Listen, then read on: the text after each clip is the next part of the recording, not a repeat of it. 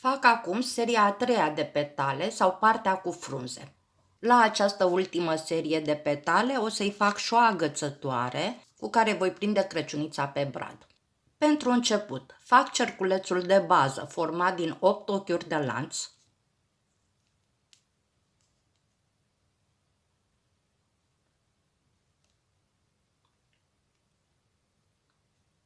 Șase, 7, 8.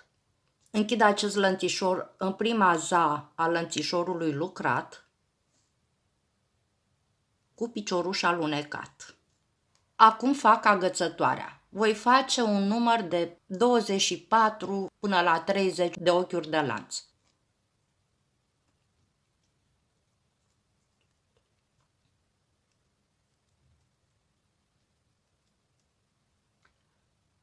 Douăzeci patru, 25, 26, 27. Eu aleg să rămân la acest număr de ochiuri de lanț.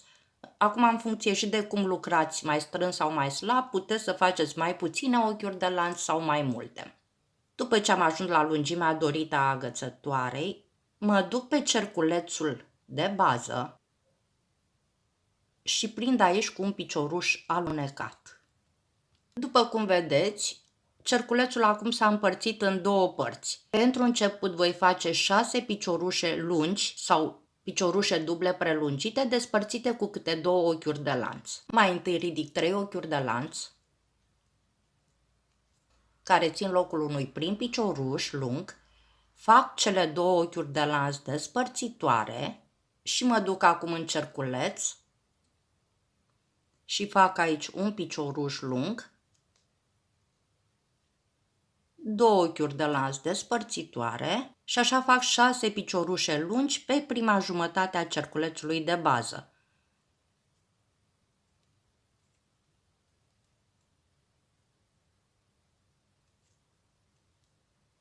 Am făcut cele 6 piciorușe, am avut grijă să prind și acest fir de capăt și acum mă duc pe cealaltă jumătate a cerculețului de bază și mai fac 6 piciorușe lungi. Deci după al 6-lea de aici fac 2 ochiuri de lanț. Agățătoarea aceasta o dau pe dedesubt ca ea să rămână liberă. Și acum fac cel de-al 7-lea picioruș lung.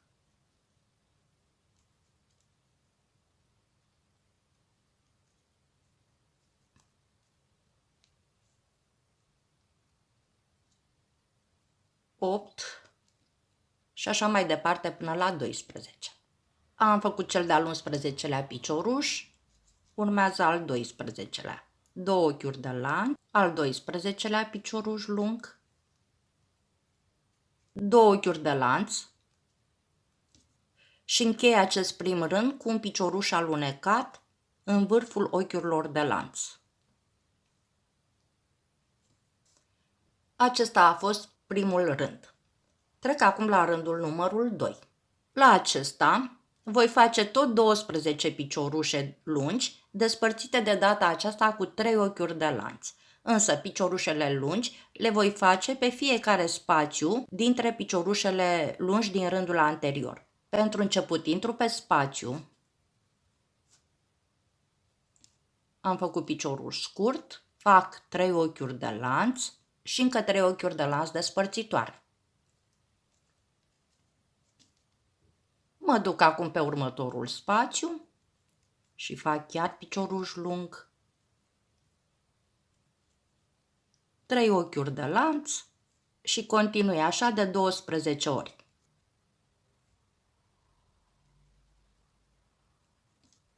Până ajung de unde am plecat.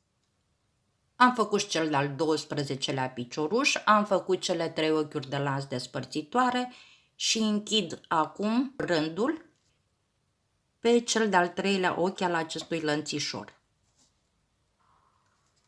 Închiderea o fac cu picioruș alunecat. Urmează acum rândul numărul 3. La acest rând voi face câte 3 piciorușe lungi pe fiecare spațiu din rândul anterior, pe care le voi despărți odată cu un ochi de lanț, odată cu 3 ochiuri de lanț. Haideți să facem. Intru pe spațiu,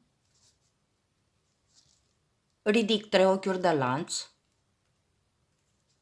un prim picioruș. Am zis că în interiorul spațiului fac 3 piciorușe.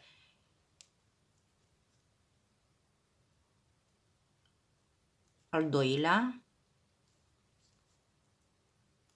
al treilea. Acum fac 3 ochiuri de lanț despărțitoare, mă duc pe spațiul următor și mai fac 3 piciorușe lungi,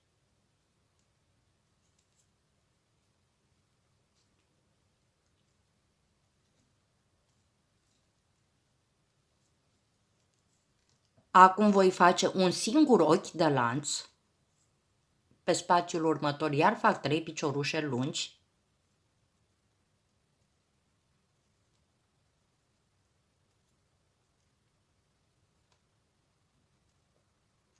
acum urmează 3 ochiuri de lanț, iar 3 piciorușe lungi,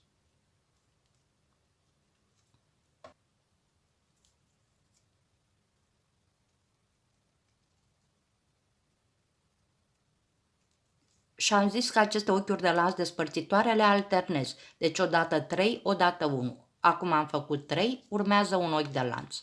Pe următorul spațiu voi face iar 3 piciorușe lungi și continui așa pe toată circumferința, având grijă să alternez ochiurile de lanț despărțitoare. Am făcut toate cele 12 grupe de câte 3 piciorușe lungi, despărțite alternativ, odată cu 3 ochiuri de lanț, odată un ochi de lanț, 3 ochiuri de lanț, un ochi de lanț. Și așa pe toată circumferința. Ultima oară am făcut 3 ochiuri de lanț, acum urmează un ochi de lanț și închid acest rând cu picioruș alunecat aici pe primul picioruș lucrat. Acum sar un picioruș și mă duc în al doilea picioruș din cele 3 și fac un picioruș scurt, ridic 3 ochiuri de lanț care țin locul unui prim picioruș, un picioruș. Mă duc în următorul, mai fac un picioruș lung. Aici, pe spațiul acesta dintre cele 3 ochiuri de lanț, voi face 2 piciorușe lungi, 3 ochiuri de lanț și alte 2 piciorușe lungi.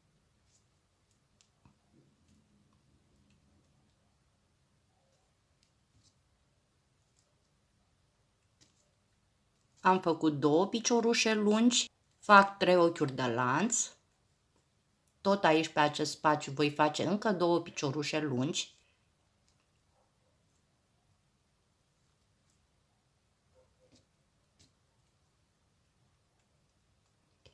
Pe următorul picioruș din cele 3 fac un picioruș lung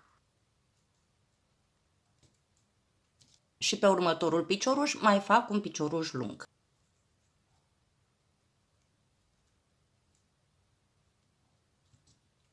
Deci observați că pe această frunză am 4 piciorușe lungi într-o parte, 3 ochiuri de lanț și alte 4 piciorușe lungi de partea cealaltă a celor 3 ochiuri de lanț. În total, această frunză are 4 plus 4, 8 piciorușe lungi. Eu tot timpul o să mă refer la prima jumătate, care este orientativă pentru mine. Observați că acest mod de lucru seamănă foarte mult cu modul de lucru de la seria de petale mari.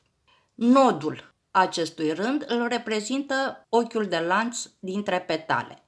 Acum voi coborî spre nod și voi face aici 2 ochiuri de lanț, un picioruș scurt și alte 2 ochiuri de lanț. Mai facem o dată, mă duc nu în primul, în al doilea picioruș lung, fac un picioruș lung, în următorul mai fac un picioruș lung, pe centrul acestui motiv, al acestei frunze, fac 2 piciorușe lungi,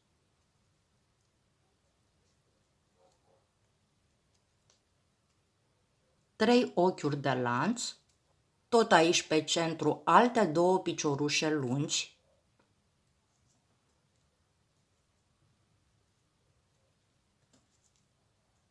am făcut 2.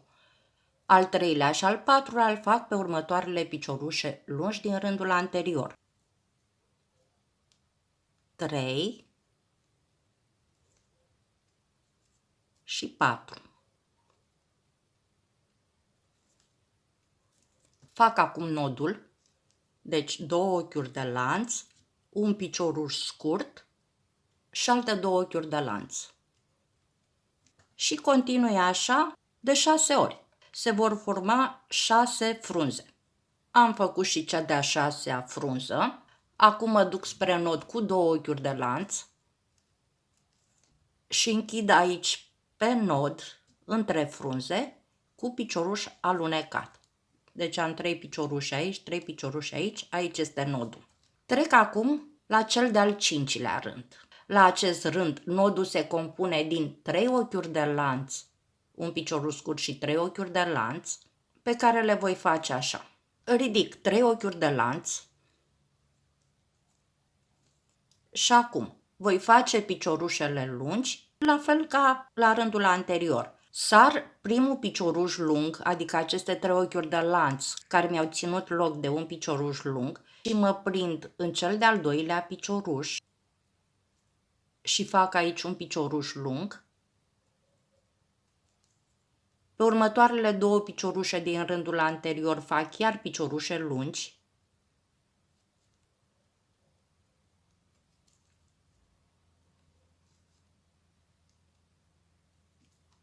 Am făcut 3 piciorușe. Pe centru fac tot 2 piciorușe lungi.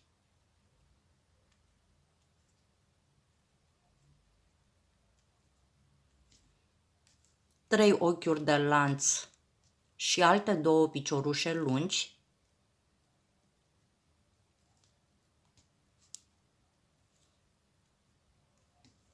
Deci în prima jumătate am făcut 5 piciorușe lungi, am făcut pe vârf 3 ochiuri de lanț, apoi am făcut tot pe vârf aici 2 piciorușe lungi, urmează să mai fac încă 3 piciorușe lungi pe fiecare picioruș din rândul anterior.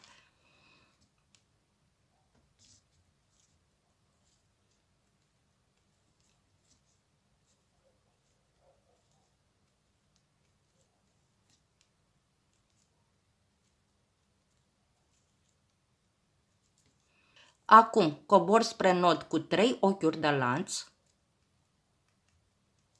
fac aici între petale, pe piciorușul scurt dintre ele, un picioruș simplu, ridic chiar 3 ochiuri de lanț și mă prind nu în primul, în al doilea picioruș și fac iar această petală formată din 5 piciorușe lungi, 3 ochiuri de lanț și 5 piciorușe lungi.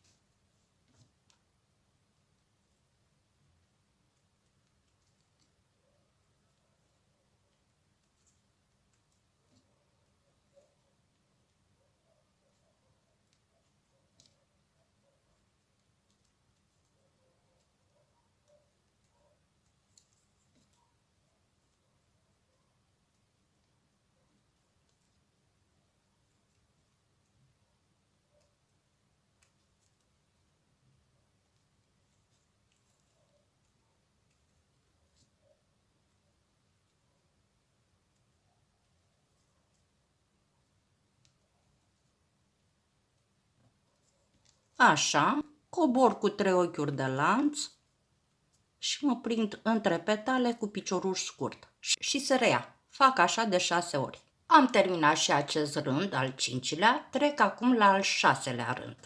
Acesta se lucrează în aceeași logică cu rândul anterior, numai că pe această frunză voi avea acum 6 piciorușe lungi, 3 ochiuri de lanț și alte 6 piciorușe lungi, iar pe nod voi avea 4 ochiuri de lanț, un picioruș scurt și alte 4 ochiuri de lanț. Haideți să facem. Deci sunt acum la rândul cu numărul 6. De la nod ridic 4 ochiuri de lanț,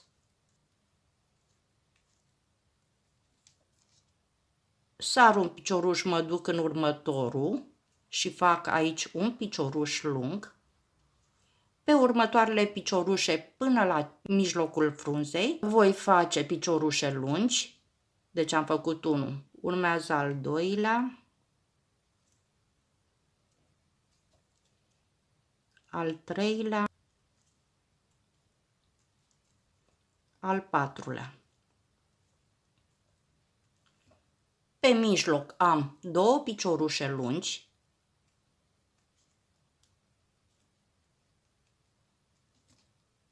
trei ochiuri de lanț și vedeți aici în prima jumătate s-au format 6 piciorușe lungi. După cele 3 ochiuri de lanț voi face și pe partea aceasta tot 6 piciorușe lungi.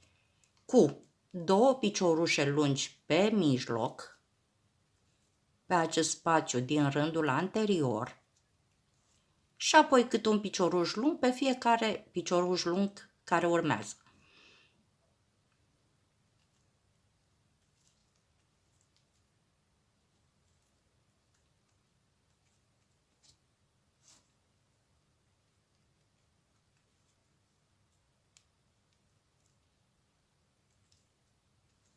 Am făcut cele 6 piciorușe lungi și în a doua jumătate a frunzei, cobor acum cu 4 ochiuri de lanț pe nod, unde fac un picioruș scurt și reiau. Urc cu 4 ochiuri de lanț, 6 piciorușe lungi, 3 ochiuri de lanț, alte 6 piciorușe lungi. Așa pe fiecare frunză.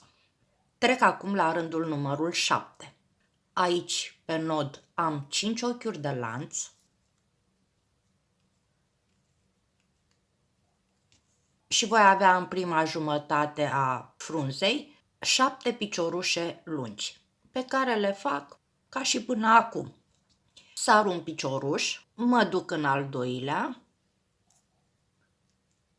și fac piciorușe lungi pe fiecare picioruș care urmează din rândul anterior.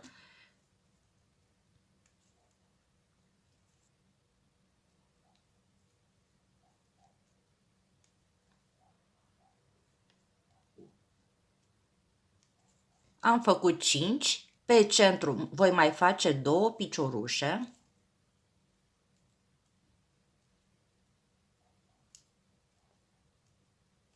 La mijlocul frunzei fac 3 ochiuri de lanț. Și acum în oglindă, pe mijloc 2 piciorușe lungi.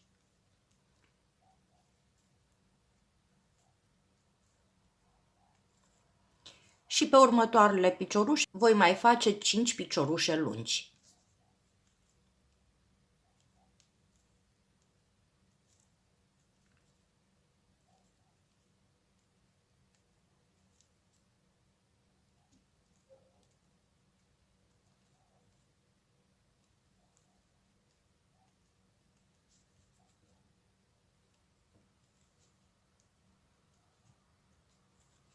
Acum cobor la nod cu 5 ochiuri de lanț.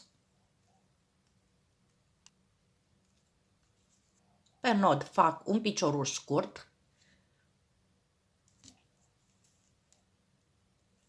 Urc cu 5 ochiuri de lanț. Și voi face frunza următoare. 7 piciorușe lungi, 3 ochiuri de lanț și alte 7 piciorușe lungi. Așa pe toate petalele. Am încheiat și acest rând, rândul numărul 7 și ultimul al acestei părți de frunze. Trec acum la rândul pregătitor pentru bordurare. Facem acum acest rând. Ridic 4 ochiuri de lanț, mă prind cu aceste ochiuri aici, pe cele 5 ochiuri de lanț din rândul anterior, cu piciorul scurt, iar 4 ochiuri de lanț, mă duc pe mijlocul celor 7 piciorușe lungi, adică în al patrulea, și mă prind aici cu piciorul scurt, iar 4 ochiuri de lanț, cu care vin pe centrul frunzei și fac piciorul scurt. Aici ridic 5 ochiuri de lanț, pe care le închid tot aici pe centru cu piciorul scurt și continui în oglindă. 4 ochiuri de lanț, mă duc pe mijlocul celor 7 piciorușe lungi, adică în al patrulea, aici, iar 4 ochiuri de lanț, cobor pe cele 5 ochiuri de lanț și fac aici un piciorul scurt, iar 4 ochiuri de lanț, și vin pe nod și fac un picioruș scurt. Deci, practic, acest rând pregătitor constă din ochiuri de lanț prinse cu piciorușe scurte în 3 locuri. O dată aici pe cele 5 ochiuri de lanț, o dată pe mijlocul celor 7 piciorușe lungi și încă o dată aici pe mijlocul frunzei. Aici am făcut un picou pregătitor format din 5 ochiuri de lanț și apoi am coborât tot cu lănțișoare formate din 4 ochiuri de lanț, prinse pe petală, la fel ca aici, cu piciorușe scurte. Continui așa pe celelalte 5 petale, până ajung aici de unde am plecat. Închei acest rând pregătitor cu picioruș alunecat în primul picioruș scurt cu care am plecat, aici. Picioruș alunecat. Am terminat de lucrat cu firul alb, tai acest fir și trec acum la bordurare. Bordurarea o fac cu același fir auriu cu care am bordurat și celelalte serii de petale. Prind acest fir aici, deci nu în același loc în care am încheiat rândul pregătitor. Aici. Am prins firul cu un nod simplu. Și acum încep bordurarea. Acest capăt îl prind acum în lucru. Pentru început fac aici un picioruș scurt, fac un ochi de lanț, 3 piciorușe scurte,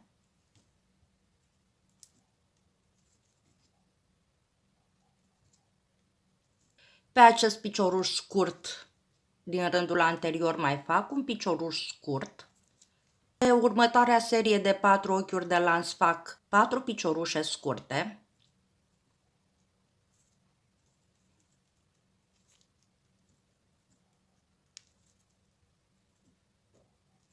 aici, pe acest picioruș scurt, voi face un picou format din 4 ochiuri de lanț, la fel ca la petale. Adică intru cu picioruș scurt, ridic 4 ochiuri de lanț, pe care le închid cu picioruș alunecat, merg în continuare pe acest lănțișor cu 4 ochiuri de lanț,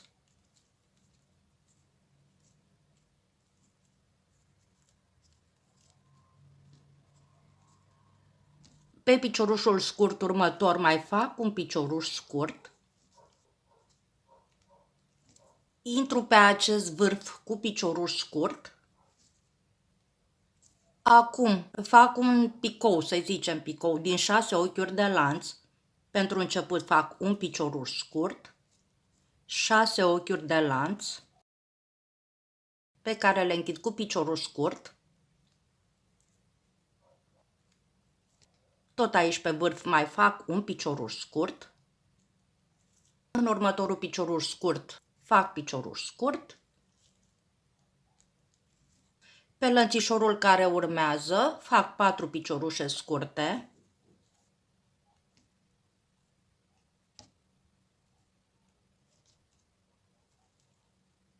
aici pe acest picioruș scurt din mijlocul celor 7 piciorușe fac un picou format din 4 ochiuri de lanț, deci am făcut un picioruș scurt, fac 4 ochiuri de lanț, pe care le închei cu picioruș alunecat în același loc, pe următorul lănțișor iar 4 piciorușe scurte,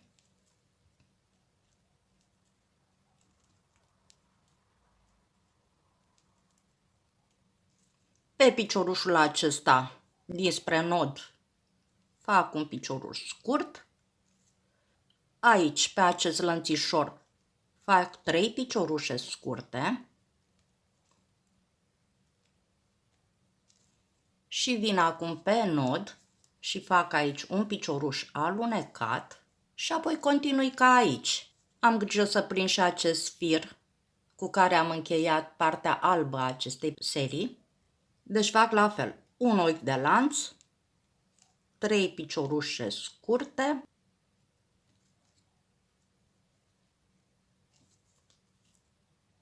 picioruș scurt pe picioruș scurt, 4 piciorușe scurte,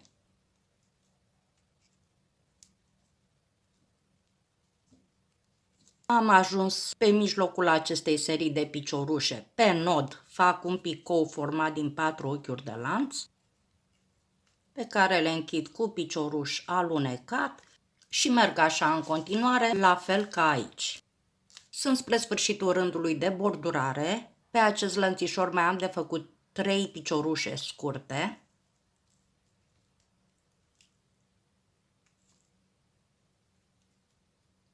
Un ochi de lanț și închid aici pe nod cu picioruș alunecat.